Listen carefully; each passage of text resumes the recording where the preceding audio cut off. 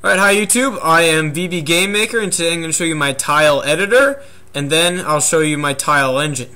Let's start off my tile editor. This allows me to take tiles, lay them onto a map, which I can later feed into my game engine where I can walk around and collide with objects. So as you can see, I'm going to go ahead, I'm going to start a new project. Now, my editor breaks it down into 24 by 24 tiles. Now, this can be immensely huge, but today we're going to start with one nice small tile. So there's one tile, 24 by 24, nothing complicated. Now if you need, I can turn the grid on so I can see all the tiles. It's very helpful. Now as you can see, I have a blank slate right here. So I'm just going to start off. I'm going to select this grass tile. Now I have grass, water, and dirt elements. There will be more elements later. This is just a really early version. So let's choose grass elements. I'm going to set this to the whole map. Basically means it's going to envelop the whole map and whatever I have selected. I could also choose, if I wanted to set the current square, but since we're only working on one square, let's just set it to the whole map. Now it takes a few seconds. I don't really have a loading thing yet that says, oh, I'm loading the map, please wait. I'm going to get to that later. So as you can see, we have a map here. I'm going to turn the grid on. I'm going to come down here, maybe grab some water tiles. I can choose to lay them out, single tile.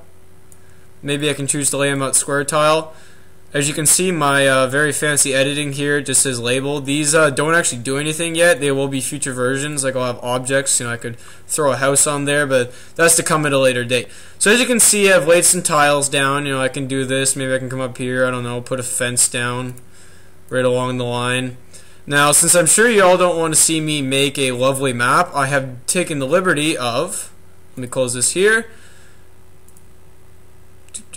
pre-making a map for us. As you can see, we have a road, we have some water, it's fenced off, a little dirt path, a house, something really easy. So basically what happens, if I come up here, I'm going to save. Alright, for the sake of this right now, I'm just going to call it test 1. Now, it's saved. I can come up here, let's close this program.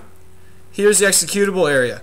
I'm going to go into the save location, and notice there's our test 1 file we just saved a minute ago. When I open it up, you can see it's formatted everything into a TXT file. Alright, now it contains the name of the bitmap and its location and the size of the tile map. This information is fed into my tile engine so that way it can render it on screen. So let's go ahead and close this. So I'm going to come here, I'm going to copy, and we're going to go back to my removable disk. My Overlord engine, yeah, I know it's a pretty creative name. I'm going to come in here, I'm going to go into my assets, my map TXT. I already have a test 1 in here. I'm just going to go ahead and I'm just going to copy over it. Copy replace. So just so everyone knows there's no voodoo magic. As you can see, it's the same file we just saved. I'm going to come back here. I'm going to run my Overlord program and I'm going to hit enter. Now, please keep in mind I don't have something that says loading screen or whatever. As you can see, it's loaded up. We're running at about 35 frames per second right now. There's our little house up there. You can walk around. Please excuse the choppiness. I'm having to use Cam Studio and it's not very good at recording. I promise you this runs much faster in real life. As you can see, I can come down here. I can collide with objects. It's a little tile mistake I made.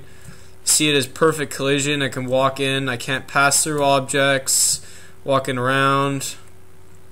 Hit the side of the map. Maybe I'll walk on the road. Alright, so this is just a quick intro to how my tile editor works. I'm going to be doing more videos where I'm going to be showing in-depth into the code.